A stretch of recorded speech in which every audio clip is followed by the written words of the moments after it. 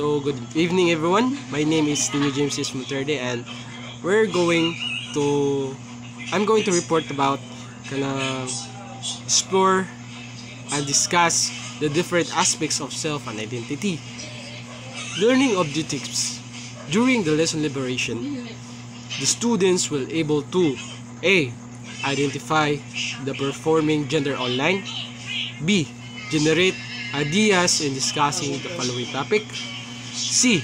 Establish patience in discussing the performing gender online. So, we have Juris Judith Butler, 1990s conceptualized gender as a performance. She explained that popular understandings of gender and sexuality came through the discourse and social process, where ang kaning sexuality is mauna na siya ang inborn nato, like kanang male and female, while ang kaning gender is according pa kang kanang Judith Butler is performative daw ni siya. Performative daw ang kaning gender, kay magkuan pa man siya kanang kuan, mag-agi pa mo siya social process before nimo gali kanang mahibaw-an kung unsa ka kanang unsa goy kanang imo gay kanang true color gani ana. So she argued that gender was performative and that is produced through millions of individuals' actions rather than something that comes to relate to men and women. Performances that adhere to normative understanding of gender and sexuality are allowed.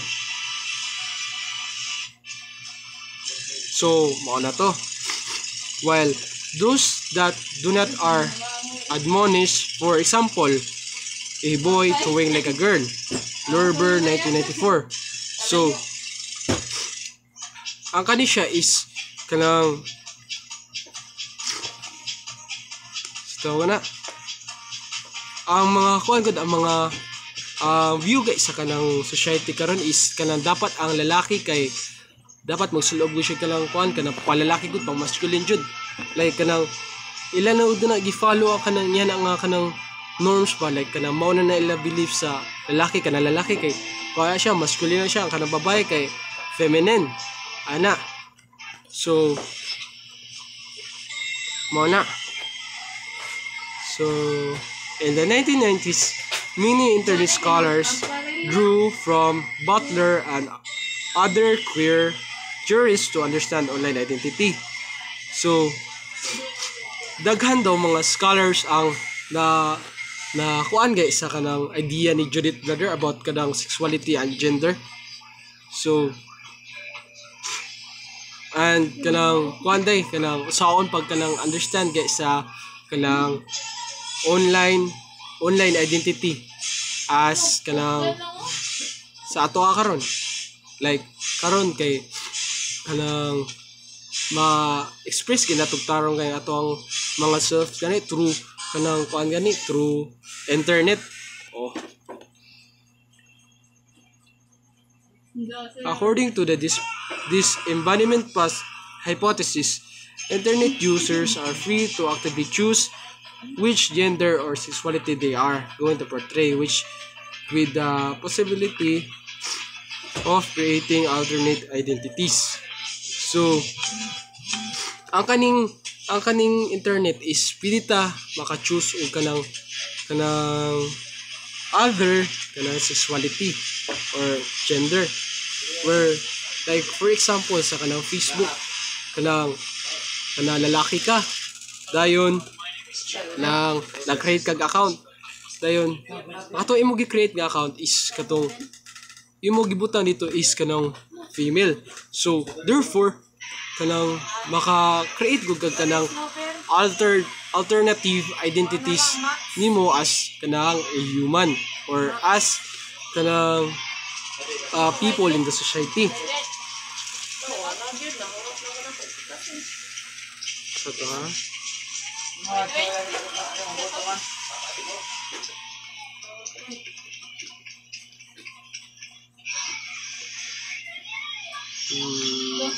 Tara. So, the ability of users to self-consciously adapt and play with different gender identities would reveal the choices involved in the production of gender, breaking down binaries and encouraging fluidity in sexuality and gender expression.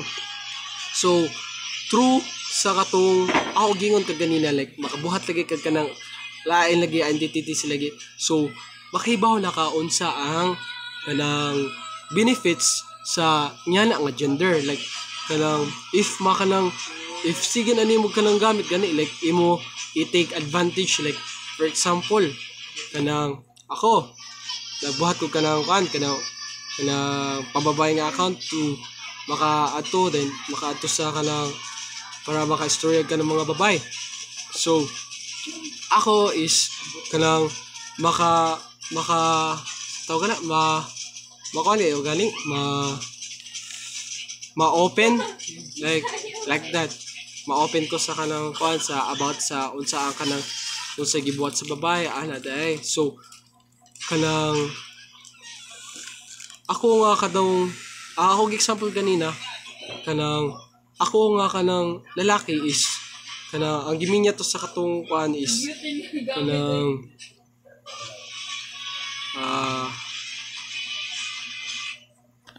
so aware na ko sa kanang kuan sa mga babae. So therefore kato siya is kanang nanakoy freedom of choose what is the right gender for me. So between male or female. So diri man ko na kanang na nagustuhan gid ako ang kanang pagka-female gani kay daghan lig benefits lagi as a woman. So therefore kanang women ako gipili kay daghan man kanang benefits as a woman. So ana dili na ako i-mention ang mga benefits ha. So mao na siya ang kanang nakakuan karon dere. So recently social media has been celebrated for facilitating greater cultural participation and creativity. So dili man sa dini puro negative gani ang kanang social media gani. Magkanang kuan sa ni siya kanang kuan magkuan ka sila kuan gani kanang makaboost lang creativity sa usa ka tao, like kanang sa eskwelahan is kanang bugo ka siya but pagamitag cellphone. So grabe kay ka creative karon ng mga tao bisan kanang karon nga mga bata is kanang modernized naman. So grabe na kay ang ilang ka creative maskin bugo na sila sa kanang kuan sa reality, but they are kanang creative in the kanang internet world. So social media sites like Twitter and YouTube had led to the emergence of a free culture. So kani free culture. So kay nakita man ta sa kanang internet sa YouTube, like sa mga kuan gani kanang unsa ilang culture, like for example kanang ganahan ko moadto kanang kuan kanang Japan, unsa ka ila kanang mga practices and beliefs dito. So ang kato siya sa sige nimo tanaw yato, so ma-adapt to nimo, like kanang mo istorya na kag kanang kan konnichiwa ana arigato kanang ug uban pa kanang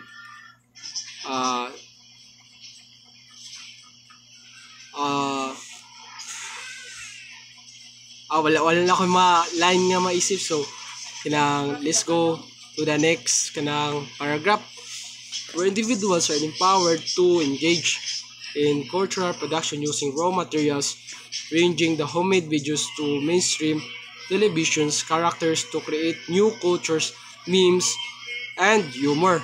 So pinaagi atos katong free culture is kanang naka-create ga sila kanang ilang content gani like that using raw materials ranging from homemade videos to mainstream television's characters to create kana. So true dito mo ganina dai no siya ang kani siyang mga televisions o mga homemade videos is ang mga memes o kanang kuan culture kaniday yung televisions o mga videos gani sa kanang gipangkuan sa YouTube gani mag-create naman sila memes sa humor, mag-create sila humor. So katong mga tao is ma-influence to sila. So therefore there's a free culture where kanang we humans adapt to their kanang culture o unsa ang ilahang kung isa lang excuse me, ilang beliefs and practices, what they want and what they not. So let's go.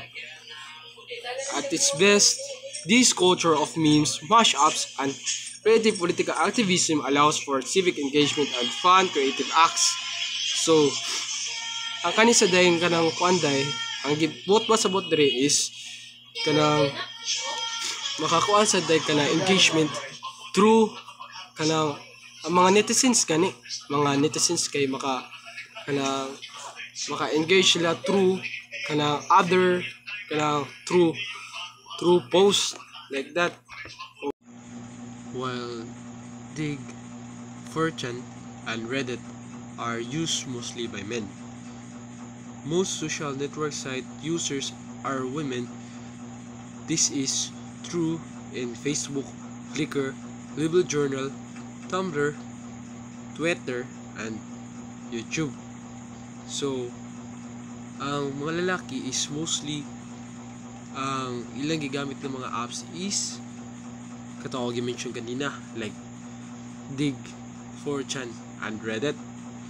While sa mga babae is ang Facebook, Flickr, LibriJournal, Tumblr, Twitter, and YouTube. So, but mere equality of use does not indicate equality for participation. Example na is kanang men and women, where men and women is kanang using kanang Facebook, and then kanang some of them are kanang wala gani kanang participate sa kanang sa other posts, like wala sila lang kanang ni engage gani sa mga other activities, like for example kanang wala sila kanang comment ba, like ang uban is kanang for entertainment nila, dili sila magkanang apil-apil kaya nasa kanang mga argument while both men and women use Wikipedia. One example, Wikipedia. 87% of Wikipedia contributors were identified as male. Male students are more likely to create, edit, and distribute digital video over YouTube or Facebook than female students. So, ang kaning mga male is kanang mostly sa ila is kanang mostly sa amuha is kanang ganahan gud mag-edit, but kanang naray uban but I think I'm not included, but I'm also kanang a male. Maybe sometimes kanang edit ko kala ra walay lingaw, like for example karon ako nag-edit ang kaning video sa kanang sa CapCut, but not most of the time kanang mag-edit ko, but I identified as a man. So kanang mao na to ang sa mga men kay kanang create, edit, and distribute digital video over YouTube or Facebook than female students. So, however, the Pew Internet and American Life project found no discernible differences and user-generated content by gender except remixing, which was most likely among teen girls. Kay I think ang remixing is kanang more on kanang filter sa kanang sa camera. So or kanang I think it's kana about edit through the face which kanang magkuan gani maghatag og kanang close sa ilang mga noun. So mao guro nang pasabot dire. Let's go to other sentence. Excuse me. One explanation for these differences is that user-generated content is often clustered by gender. So, naday ka ng kanday na ay content na i-specify sa taglain-lain gender. Like for example ana is kanang men ganahan og kanang kuan ganahan og basketball. So mutanaw na sila dito sa kanang kuan YouTube. Like for example nasa uban female mutanaw ka na kuan Korean. Mutanaw sila dito sa lukluk. Oh. So guro na diri ambot basabot. So researchers have consistently shown that similar numbers of men and women maintain a blog of 14% of internet users. Yes. Kay kasagaran mo sa male is kanang dili kay kanang hilig sa kanang ba? Dili hilig sa vlog. But kanang gamay ra guro. Gamay. But for women is I think there's kanang there's sa 14% is men yana is ang percent yana sa men is 4% while ang kanang women is mga nas 10%. So while the number of male and female bloggers is roughly equivalent, they tend to blog about different things overwhelmingly. Certain types of blogs are written and read by a woman. So, ang example dayani sa gipang write sa women og mga gipang basa kay about food, about fashion, about parenting. Kay ganahan man sila kanang passion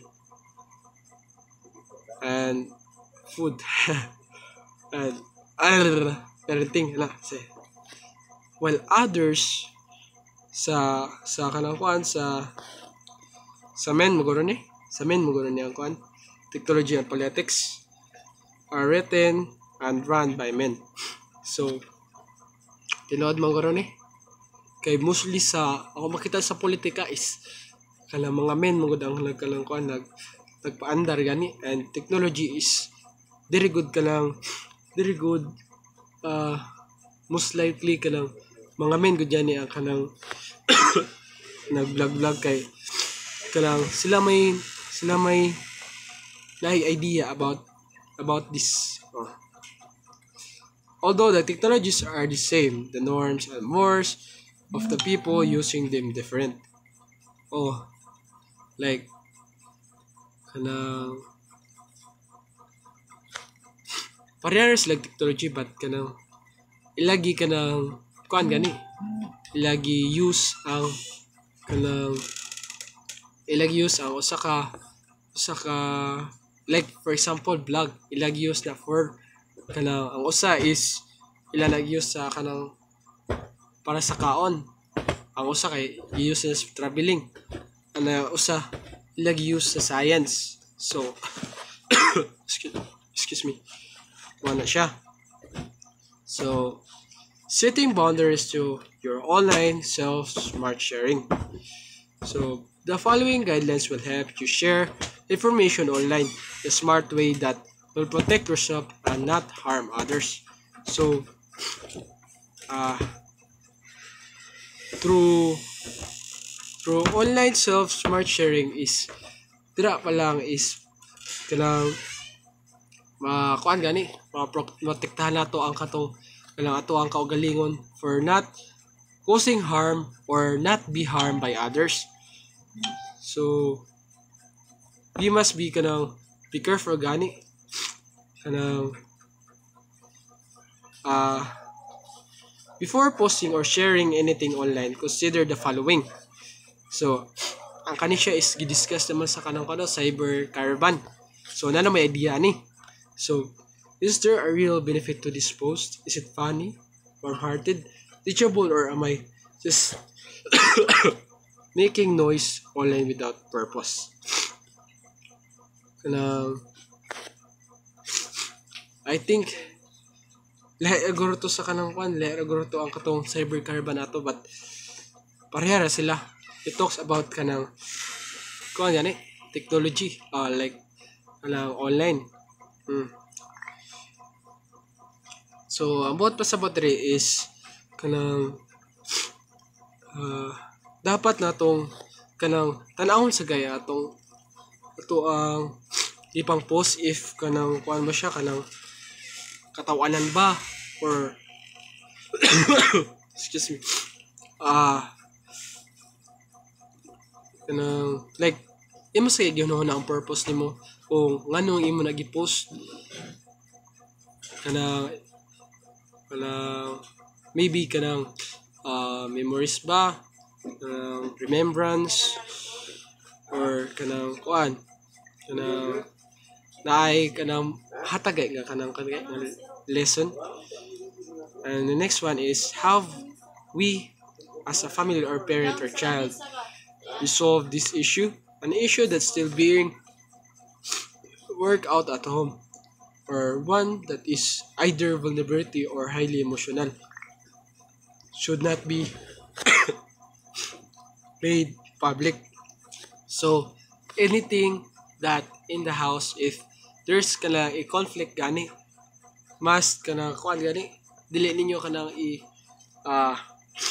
dili ninyo kanang kuan ba public ninyo ba kay tama kay uban ng mga tao is mag-think kay sila kanang alternative ba, like mudako na nun nga lang kuan nun mudako na nun ang away gani, like ang usa ka is mag-post dito, ang usa mag-post dito, so other netizens is mo comment to kanang mga bati, ang uban lahi sad sila mga kanang mga perspective gani, like for example ana kanang man kay ganun kulata ang kanang ginikanan, so katong anak is na post adto then katong amahan is nag-post adto nga wala daw niya gikanang ana. Yara to na buhat is kus nagkanang pabadlong nag-cheat ang kanang ginikanan, but dito sa post katong sa ianak is kanang kuan daw isumbag ang iyang mama, o mana siya ang kanang kuan na dili dapat ikanang public ba, dapat kada private lang ang kanang kuan issue, kay kanang ang issue sa balay is kanang pwede man siya mag-work if dili gani siya makanang kuan gani, if grabe na sug kayo dapat na nato i-report sa police kay grabe naman kay na. So the next thing is it appropriate, does it stay within the boundaries of our family values? So kani before kamo kanang post imsa unahan kung sakto ba na siya, o kanang dapat kanang imsa unahan if na ba nakaset ba na siya or stay within the boundaries of the family values. Dapat before ka mo post is unahan sa nimo kung sakto ba na siya, tama ba na siya ang kanang imong gi-post, dili na maka offend kay sa kanang kuan ngani sa inyong pamilya, like kanang dili ba siya kanang grabe rabog ka siya kayo, or kanang dili siya angayan nga i-post, so ayun lang i-post kay dili man ngayon. So ana, will this seem as funny in 5, 10, or 15 years? or this is post better suited for sharing with small group of family members, or maybe not at all. Will this seem as funny 5 to 10 years? Pwede man nun siya sa kanang kuan, will this seem as funny in 5 to 10 to 15 years if appropriate. But if dili gani, I don't think kanang you have my kanang kuan gani, my improvement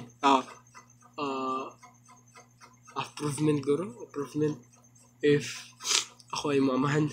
So next one is, or this is post better suited for sharing a small group. Pwede small group of family members where ang imong family members ay makita, where imo ra i-private imo gi-post para makita ra sa imong mga family members, dili imo ipakita sa uban para kanang for your own good ra good, or baby na totoo. Pwede, but excuse me, kanang kanim ko siya is maka-create siya ka ng memories ba if appropriate. If dili, ila lang yun. So we have Judith Butler, an American philosopher. Her age is 68 years, born on February 24, 1956, and currently living in Cleveland, Ohio, United States.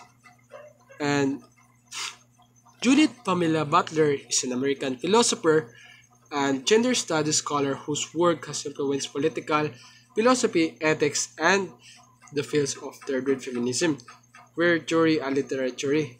So, mani siya ang kanang background ni Judith Pamela Butler, where pwede rin nato siya i-call o Judith Butler. So, Judith Butler questions the belief that certain gender behaviors are natural, illustrating the ways that once learned performance of gendered behavior.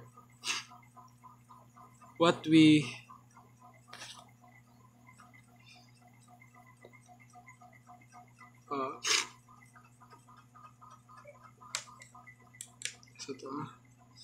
the ways that once learned performance of gender behavior. What we commonly associated with femininity and masculinity is an act of source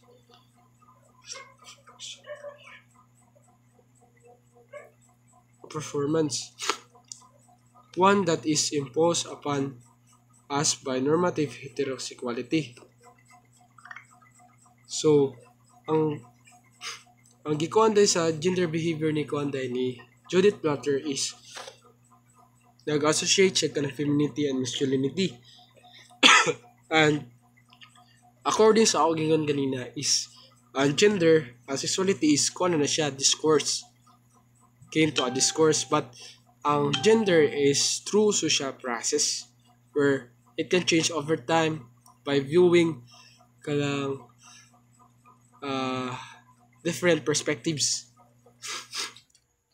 like normative heterosexuality.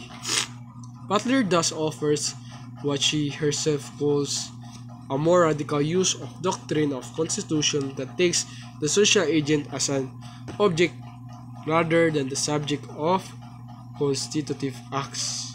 So,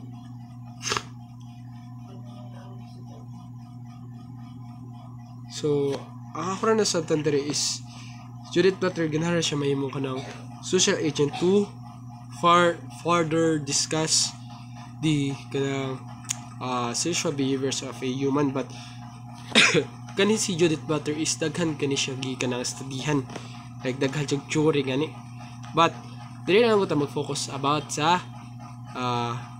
sexuality, like sa katawag ko ganina. Ano to, and that's all everyone, thank you.